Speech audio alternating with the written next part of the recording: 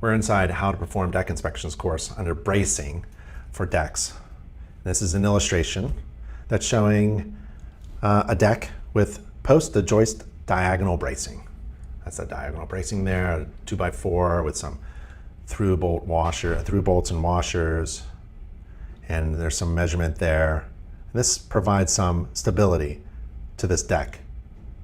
Decks greater than 6 feet above grade, they could have diagonal bracing from posts or girders and from posts to joists. Diagonal bracing is required in some older building codes that didn't require lateral bracing, and deck post bracing that's installed in addition to required lateral bracing is not necessarily a defect. So if you see some bracing here, it could be allowed by your local code and authority having jurisdiction. Here's another look at that with the bracing. You don't want your decks to be really high. 14 feet is a good general rule of thumb. And this illustration here shows a deck with post to girder,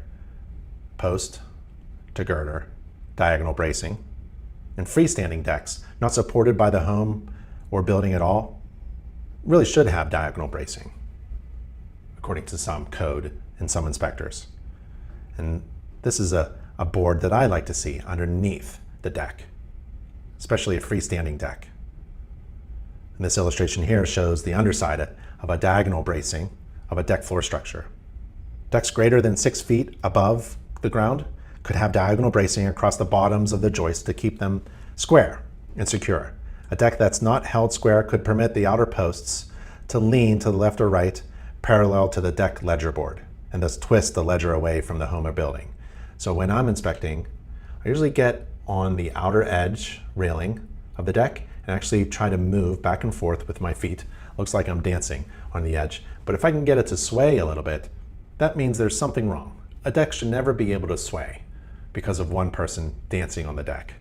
So that's a little information about bracing while inspecting decks.